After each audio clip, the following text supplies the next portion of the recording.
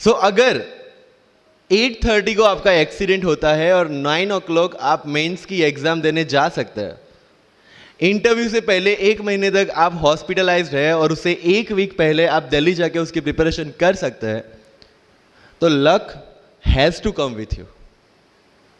उसको आना पड़ेगा और आपको आईपीएस बनाना पड़ेगा। लोग बोलते हैं कि एक्सीडेंट के बाद आप जाके आए एंड ऑल, तो द सिंपल था कि मैं एग्जाम के लिए निकला, मेंस मेरा था, सुबह GS3 का पेपर था। 8:30 को मेरा स्कूटी स्लिप हो गया, मेरा लिगामेंट इंजरी हो गया, लेफ्ट हैंड में इंजरी था, सीट से ब्लीडिंग हो रहा था। लेकिन मेरे पास 2 ऑप्शन थे। मैं खड़ा हुआ, मैंने देखा, okay my right hand is safe, and I decided I go to the exam hall and write the exam. मेरे पास 2 ही ऑप्शन थे, या तो मैं वहां से उठ के रोने लगूं, यार मेरे साथ ही ऐसा क्यों हुआ, मेरा एक्सीडेंट हो गया, मेरा मेंस खराब हो गया, और हॉस्पिटल जाओ। या दूसरा ऑप्शन था कि मैं देखूं कि मैं 3 घंटे और सर्वाइव कर सकता हूं। हाँ, कर सकता हूं। मैं मेंस के लिए एग्जाम हॉल में गया। ये जितने भी फोटोग्राफ्स लगे हैं, सर ने जैसे बताया कि जितने भी इंसान सक्सेसफुल हुए, अगर आप उसकी लाइफ स्टोरी देखेंगे तो कहीं ना कहीं एक मोमेंट आता है जहां पे वो इंसान की जो स्ट्रगल है वो पीक पे हो जाते हैं। वो इस मोमेंट पे आपको डिसाइड करना है कि आपको वहां से यू टर्न लेना है या आपको वहां से आगे निकलना है। इन सब लोगों ने डिसाइड किया कि उनको वहां से आगे निकलना है, एंड दैट इज द फंडा ऑफ लाइफ। सक्सेस उन्हीं को मिलता है जो इस स्ट्रगल वाले मोमेंट से आगे निकलने की सोचता है। जब भी आपको लगे कि आपके सिर पे बहुत मुसीबत है, जब भी आपको लगे कि आप हर तरह से गिर चुके हैं, जब भी आपको लगे कि आपके पास कोई ऑप्शन नहीं है, तब एक चीज आप अपने दिमाग में लाइएगा कि यही मोमेंट है जहां से आपकी तकदीर बदलने वाली है। क्योंकि डायमंड जो होता है वो जितना ज्यादा घिसता है उतनी ज्यादा उसकी वैल्यू होती है। सोना जो होता है वो जितना ज्यादा तपता है उतनी उसकी वैल्यू होती है। अगर आप जिंदगी में तप रहे हैं, अगर आप जिंदगी में घिस रहे हैं, अगर आपको लग रहा है कि आप हर तरह से मुसीबतों में गिरे हुए हैं, तभी आपकी जो वैल्यू है वो बढ़ने वाली है। और यही मेरा एटीट्यूड रहा है। लोग बोलते हैं कि तुम्हारी फाइनेंशियल कंडीशन ठीक नहीं थी, पापा इलेक्ट्रिशियन थे, मम्मी हाउसवाइफ थी, डायमंड के कारखाने में काम करती थी, उसके बाद उन्होंने मैरिज में रोटियां बनाने का काम किया और उस तरह से मैं पढ़ा। लेकिन जब मुझे पूछा जाता है कि ऐसी कौन सी चीज है आपकी लाइफ में जो आप बदलना चाहते हो, एंड आई सेड नथिंग। क्योंकि अगर वो चीजें नहीं होती मेरी लाइफ में तो शायद आज आपके सामने में नहीं होता। तो अगर लाइफ में प्रॉब्लम्स है, अगर लाइफ में स्ट्रगल है, जैसे सर ने बोला है struggle is a part of life, and I strongly believe in that. क्योंकि अगर हम दिल्ली में थे, मेरे दोस्त के साथ में निकला बाहर घूमने, तो बोलता है यार ऐसी लाइफ चाहिए, कोई मगजमारी नहीं, आराम से बैठते पूरे दिन एसी वाले कमरे में, बहुत सारे पैसे हैं और कोई टेंशन नहीं, ऐसी लाइफ चाहिए मुझे। मेरे पास ऑप्शन है। बोलता क्या? बोला देख सामने एटीएम का रूम दिख रहा है, एसी वाला कमरा है, बहुत सारे पैसे, कोई मगजमारी नहीं, जॉब ले ले। क्यों IAS IPS में दिमाग खराब कर रहा है? अगर स्ट्रगल नहीं चाहिए तो you have to compromise with that life. जब भारत वर्ष का सपना चंद्रगुप्त ने देखा, चाणक्य ने देखा, और उस भारत वर्ष को बनाने के लिए जब ये संघर्ष जारी था, और तब नंद के राजा धनानंद की डॉटर दुर्धरा से चंद्रगुप्त को प्यार हो जाता है, और जब चाणक्य उनको बोलते हैं कि नहीं तुम्हें उससे दूर रहना है, और तब चंद्रगुप्त बोलता है आचार्य कभी कभी सोचता हूं कि जिंदगी में या ये भारत के सम्राट बनने के लिए इतना त्याग, इतना बलिदान ना देना होता तो। और तब चाणक्य रिप्लाई करते हैं तो हर कोई भारत का सम्राट होता। This is the fundamental rule of life. अगर IAS बनने के लिए, IPS बनने के लिए सेक्रीफाइस करना नहीं पड़ेगा, अगर उसके लिए आपको त्याग नहीं करना पड़ेगा, तो आज पूरे इंडिया में हर घर में आपको IAS IPS मिल जाएंगे। So when you are entering into this game of UPSC or MPSC, make sure that you have to sacrifice anything which will take you to your goal. लेकिन प्रॉब्लम ये है कि हमें टेंशन होती है, यार दोस्त की एंगेजमेंट है, उसकी बर्थडे पार्टी है, उसकी शादी है, अटेंड नहीं करूंगा तो बोलेगा मैं तेरी शादी में नहीं आऊंगा, एंड ऑल। लेकिन बिलीव मी, जब आप आईएएस बन जाओगे, वो सामने से याद दिलाएगा, भाई इनविटेशन कार्ड नहीं भेजा तूने। समझ रहे हो? तो जो कुछ भी इसके लिए सेक्रीफाइस कर रहे हो, वो जब आप उस पोस्ट पे पहुंचोगे, सब कुछ वर्थ है, सब कुछ। मेरा इंटरव्यू था यूपीएससी का, मुझे एग्जैक्ट डेट याद है, 23 मार्च को मेरा इंटरव्यू था। 28 फरवरी को मुझे हॉस्पिटल में एडमिट किया गया क्योंकि मुझे इन्फेक्शन हो गया था बॉडी में, एंड बहुत हाई फीवर था, तो आईवी के अलावा कोई ऑप्शन नहीं था। 1 मार्च को ठीक होके मैंने सोचा चलो दिल्ली निकलते हैं। 2 मार्च को मैं दिल्ली पहुंचा। 3 मार्च को वापस से टॉन्सिलाइटिस का अटैक होने की वजह से फ्लाइट लेके वापस से पालनपुर, अहमदाबाद, अगेन हॉस्पिटलाइजेशन। 15 मार्च को I got relieved from the hospital. 16 मार्च को मैं दिल्ली पहुंचा और 23 मार्च को I gave my UPSC interview. तो 1 महीने का हॉस्पिटलाइजेशन। उसके बाद जब दिमाग में ये था कि मेरे साथ जो लोग इंटरव्यू दे रहे हैं वो 1 महीने से प्रिपरेशन कर रहे हैं, एंड 1 महीने से मैं हॉस्पिटल में था, again I thought this is the moment to prove yourself. I went to the interview और पूरे इंडिया में 2nd highest marks in interview. This is not to say कि मैंने कितना अचीवमेंट लिया, this is just to say UPSC is all about this. मैंने कोई preparation नहीं की थी यूपीएससी के लिए, इंटरव्यू के लिए, but again I scored good marks in interview, because UPSC सिर्फ आपका नॉलेज चेक नहीं करता। Make it very clear in your mind, जैसे सर ने बोला, it's a game of wisdom. आपको पहले ऑफिसर बनना पड़ेगा यहां से।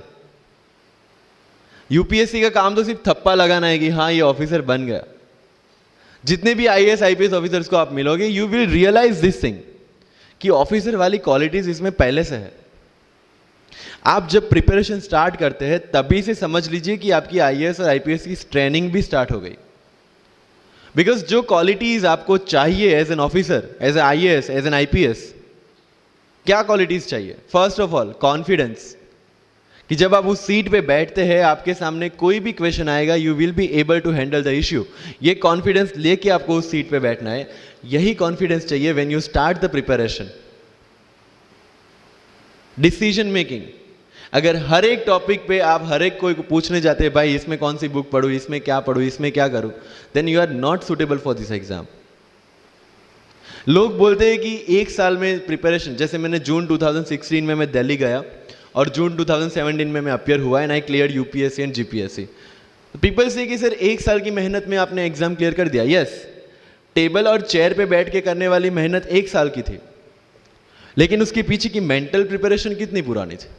जब मैं प्राइमरी स्कूल में था तब सोचा था कि आईएएस बनना है, और तब से मेरी जो जर्नी है, तब से मेरा जो टेम्परामेंट है, तब से मेरा जो एटीट्यूड है, वो इसी डायरेक्शन में था। जब कॉलेज में था तब मैंने एनजीओ स्टार्ट किया, 3 एनजीओ से मैं जुड़ा था। जब लोग सोशल मीडिया, व्हाट्सएप और फेसबुक पे बिजी थे, मैं वहाँ स्लम में जाके बच्चों को पढ़ा रहा था। क्यों? क्योंकि मुझे पता था कि फ्यूचर में यही काम करना है, क्यों ना अभी से उसकी ट्रेनिंग ले लो। So I have invested my each and every moment for this goal.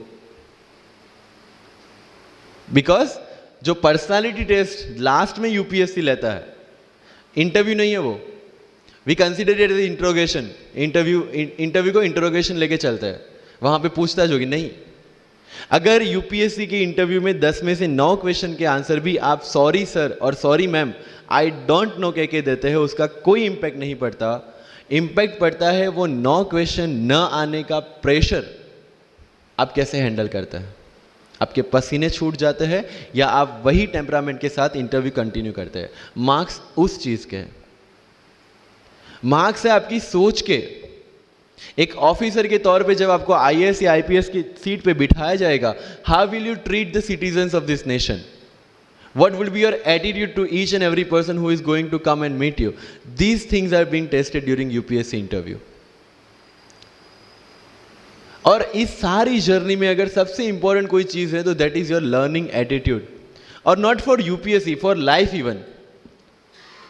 Because when I am speaking in front of you in Hindi and English, to be very clear, I belong to rural background of Gujarat, और मेरा study जो हुआ है वो पूरा Gujarati medium में हुआ है, गवर्नमेंट स्कूल में। 12th तक का स्टडी मेरा गवर्नमेंट स्कूल में हुआ है, गुजराती बोर्ड में, गुजराती मीडियम में। And yet I can give my UPSC interview in English in Delhi and score such marks. Where did it come from? कहाँ से आता है ये? मुझे अभी भी याद है मेरा college National Institute of Technology Surat था, जहाँ पे मेरे साथ जो पढ़ने वाले बच्चे थे वो सारे CBSE ICSE वाले थे और मैं एज ए एलियन वहाँ पे पहुँचा था, क्योंकि तब मुझे पता चला कि मैकडी जैसा भी कुछ है और उसमें बर्गर जैसा भी कुछ मिलता है. That was my first exposure to any metro city. And जब मैं उनसे इंटरेक्शन करता था और इंग्लिश बोलने की ट्राई करता था, तो जैसे संजू मूवी में इंग्लिश दिखाया गया है गुजरातियों का, जो जीरो को जीरो बोलते हैं, उसी तरह I was also like that. Mother tongue influence आ जाता है, it's very obvious. So I use to speak notes and not notes, और डोर एंड नॉट डोर, और don't and not don't. So they use to make fun of me. Safin, it's not don't, it's don't. Okay, fine. I had two options. Either I stop speaking English with them or improve on that and go ahead. I decided the second option. When I started my preparation of civil services, जो English medium में करनी थी, वाजीराम में मैंने coaching किया, जहाँ पे पूरा इंग्लिश मीडियम में था, सारे सब्जेक्ट्स मेरे लिए नए थे.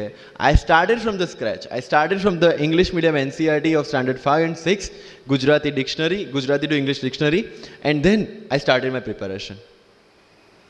कभी कभी ऐसा होता था कि द हिंदू का पूरा एडिटोरियल पढ़ लिया और उसके बाद आई वॉज लाइक कि मैंने क्या पढ़ा. ये होगा, सबके साथ होगा. बट उस जगह अगर आप टिक गए, उस जगह अगर आपने पेशेंस रखा, उस जगह आपने अगर सर्वाइव कर दिया, तो इस एग्जाम में भी सर्वाइव कर जाओगे. क्योंकि यूपीएससी की जो रेस है उसमें कभी भी कछुआ, कभी भी खरगोश नहीं जीतेगा. इसमें जीतने वाला ऑलवेज कछुआ ही होगा, जो स्लो बट स्टेडी रहेगा. लग जाते हैं 5 साल भी लग जाते हैं, 7 साल भी लग जाते हैं, 9 साल भी लगे हैं लोगों को एग्जाम क्लियर करने के लिए. लेकिन बिलीव में जब रिजल्ट आएगा ना, तो वो सारा सेक्रीफाइस आपको वर्थ लगेगा. आप पढ़िए लोगों के इंटरव्यूज. मैंने क्या किया कॉलेज के 4 साल में, I went through each and every interview of UPSC toppers on YouTube. Ira Singhal से लेकर टीना डाबी मैम तक सबकी इंटरव्यूज मैंने देखे. For what? Just to know कि उन्होंने ऐसी कौन सी गलतियां की थी जिससे इनको इतना टाइम लग गया, और मुझे कौन सी गलतियां रिपीट नहीं करनी है. क्योंकि चाणक्य ने कहा है कि दूसरों के एक्सपीरियंस से जो सीखते हैं ना, वो जल्दी आगे आ जाता है. क्योंकि खुद सब कुछ अनुभव करके सीखने के लिए जिंदगी काफी छोटी है. I did the same. 4 साल में हर एक टॉपर का इंटरव्यू देख लिया, चीजें समझ ली कि ऐसी कौन सी चीजें जो इन सब ने की है, और ऐसी कौन सी चीजें हैं जो गलतियां हैं जो इन्होंने की और जो मुझे रिपीट नहीं करनी है. सो जब युद्ध के मैदान में हम उतरते हैं, इस चक्रव्यूह में उतरते हैं, तो अभिमन्यु की तरह नहीं, अर्जुन की प्रिपरेशन के साथ उतरना है कि हमें पता होना चाहिए कि इससे बाहर कैसे निकले. I did the same. College के 4 साल इंटरव्यूज देखे, ब्लॉग्स पढ़े, समझा कि इसमें कॉमन मिनिमम क्या है.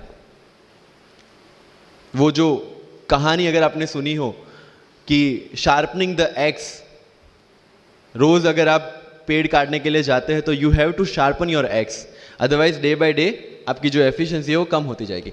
4 years in my college I sharpen my x, जिससे 1 साल में मुझे कहीं पे रुकना ना पड़े. This was the strategy.